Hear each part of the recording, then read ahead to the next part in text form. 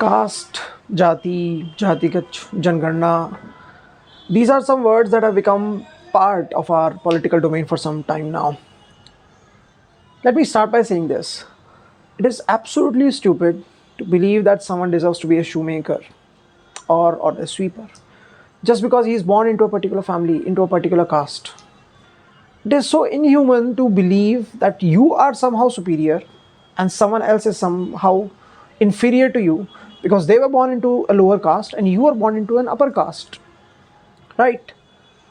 With that being said, what have we done with that problem? What was the solution that we came up with? Let us reward incompetence. Let us give reservation in outcomes to uplift those who have been discriminated against. Yes, discrimination was there, it is still there. Is more discrimination the answer to that discrimination?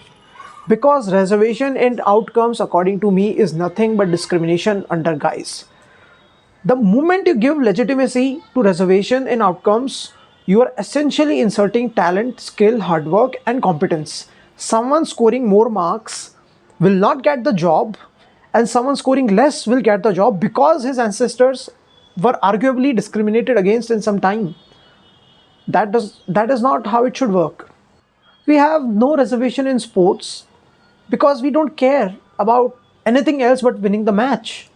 Should that standard be not be applied to every other spectrum?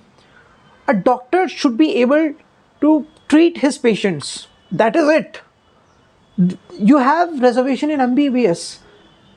Ask yourself this. If it ever came to that, would you not want someone competent to treat you rather than someone who is a doctor out of reservation because of reservation? No. I won't want that. I want someone who is a doctor because of his merit, not because he is socially discriminated against. There are all kinds of evils. Does not mean that you will introduce another evil in the society.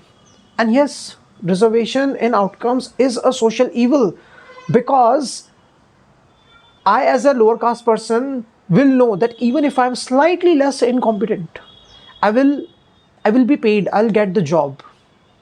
I'll get job in government services, civil services. There is reservation in IITs. There is reservation in MBBS. It's funny to even believe that it's actually legal. It is actually legitimate in our society. How stupid do we have to be to accept a system like that in our society? Even though you have scored more marks, you will not be getting this job because that guy that is competing with you is socially discriminated. So what? So what? You know, people will ask, so what should be the solution? Let me tell you, make healthcare and education completely free. Absolutely free. Make it accessible to everyone for free. The moment you give equal opportunities to everyone, there is absolutely no need to introduce reservation in any of the sectors. Any of the sectors. If I am getting an opportunity to get educated, to become skilled, I don't need any reservation. Does not matter what social background I come from, because I was given the opportunity, I did not make use of it. I do not deserve to get any job in any of the sectors in any part of the country. Simple as that. Because when you tell people that even though you are incompetent, you'll get the job, you tell them that it's okay to be incompetent. People won't work hard ever. Incompetence breeds more incompetence. This is what is happening with our country. Every time an engineer graduates, he thinks of going to California or San Francisco because we have stopped respecting talent, we have stopped respecting merit, competence. And somehow our politicians do not have the spine to say that it is wrong. It's very clear.